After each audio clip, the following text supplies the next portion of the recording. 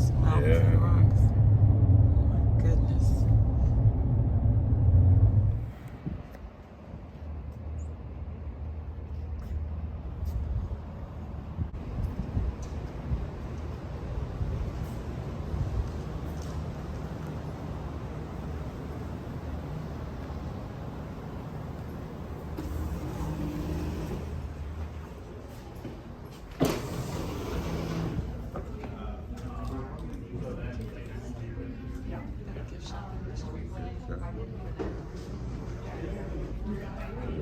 Let's go to the gift shop.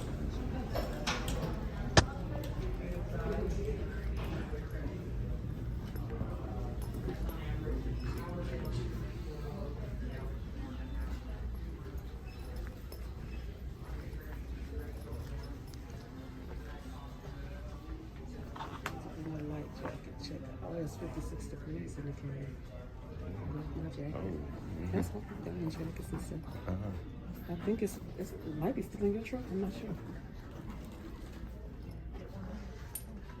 I got a long sleeve shirt.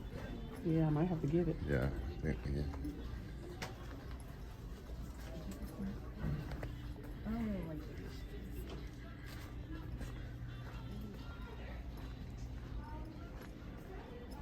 Excuse me.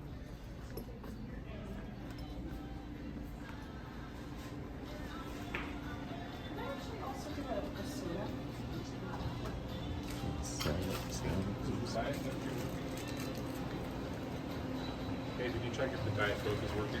Yes, I did.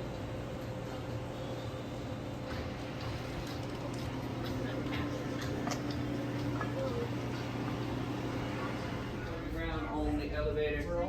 Take a look at our beautiful illustration here, and then we'll get you rolling. While you're down there today, folks, we ask that you please avoid touching any of the rocks, walls, or formations. Some of that stuff is fragile. We would like to try and keep this cave as beautiful and as safe as possible, so we ask that you please do not touch anything down there today. As you move through the cave, please stay on the paved path between the silver handrails. You step off trail for some strange reason, you might find yourself at the bottom of a deep, dark pit. It's going to ruin your day and mine. Stay on path, stay safe. Simple as that. Please no food or flavored drinks, no smoking of any kind, no tobacco products or chewing gum. Plain water's totally fine if you got it. Flash photography is fine as well. Please don't throw any coins or other objects or each other into the cave pools or pits. They are not wishing wells. And then we just ask that you talk quietly while you're in the cave today. It's super echoey down there. We want you to try and enjoy that nice cave silence. Your voice also echoes about a quarter mile around you. So I would caution you against sharing any dark, dirty secrets in the cave today. Couple quick logistics here for you. You folks will head 750 feet underground on the elevator. You'll step through a revolving door down at the bottom. Only restrooms in the cave will be off to your right-hand side. The big room trail will be off to your left-hand side. It is a 1.25 mile long loop trail. It will loop you right back to the elevators. There is a shortcut halfway through if you'd like to take that. And there will be plenty of maps, waysides, and seating areas all over the cave for you folks to enjoy. There will also be emergency phones throughout the cave if you need to call us for any reason, okay? Yeah. Any questions? Alrighty, let's get you rolling. Looks like number 3 is going to be your ride. Yeah. 2 miles. How many miles we got? What? About a mile and a half, 2 miles. Not two. One something I guess I'm if we missing. would have went down there. Yeah, Yeah. one something I'm missing. Still have mics. I forget the rock formations and all the names. We took a guided tour wherever we were, and they were telling us about. Where we went there. Yeah.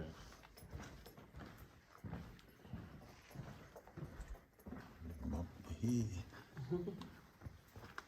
Yeah, that was like that cave in Mexico. You didn't go down in there with Yeah, I us. didn't go. It was just like this. Yeah. It wasn't this big. That's cool. Lion's tail. Interesting looking.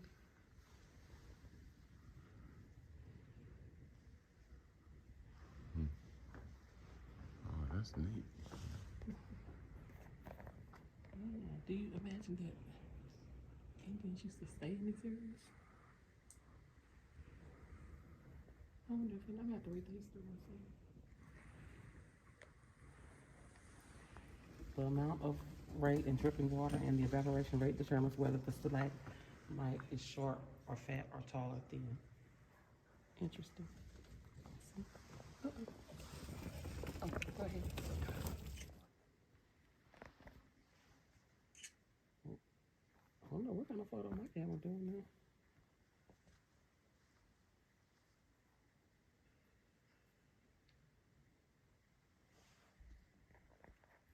Here and the other side. Okay, yeah, so this whole lower right here is open right here. Okay. The caves of the Guadalupe Mountains formed by sulfuric acid just above the water table. Each time the mountains rose up, the water table was at a deeper level. The three horizontal levels within this cavern represent ancient water tables. Okay, cool.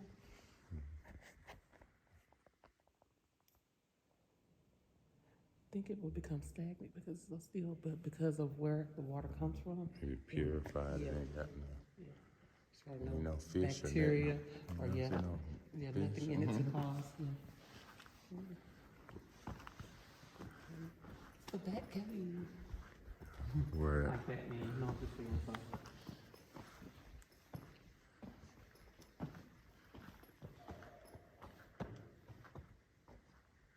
What's right back there? light. Look at mine. Just sit and take it all in. Just. Oh, you can sit on it. Mm-hmm.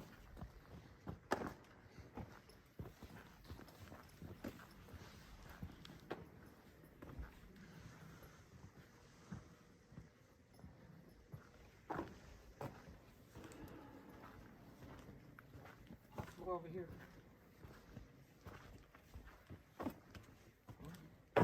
This is the big cavern formed along fractures that developed as the Captain Reef was growing. The weight of the reef caused pull apart fractures, one set parallel to the reef and one set perpendicular. You're standing inside the reef at the junction of two perpendicular fractures. Okay, so we're here.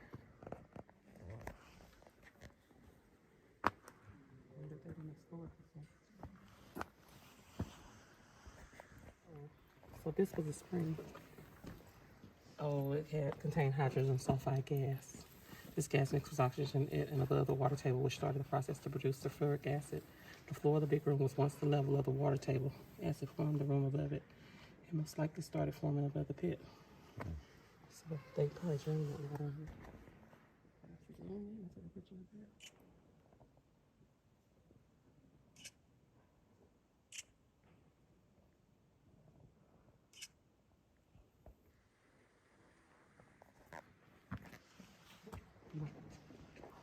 You can go.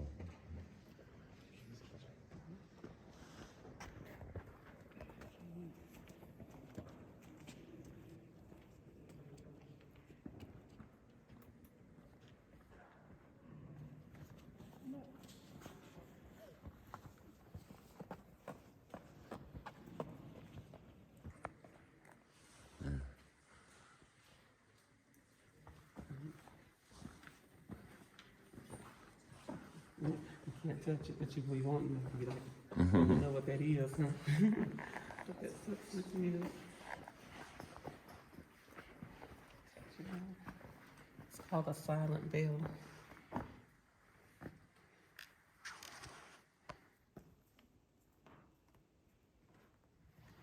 Crystal Spring Dome is the largest active stalagmite in this cavern. It is special for another reason. It includes a rare type of bell canopy at its base.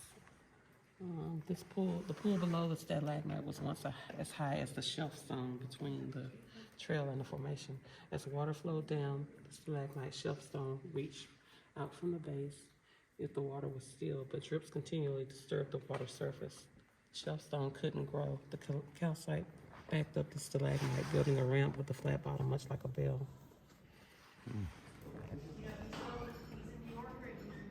Oh, they got drinks. They do have drinks and chips and.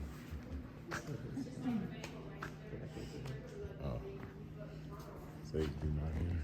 Exit on, you can go in there.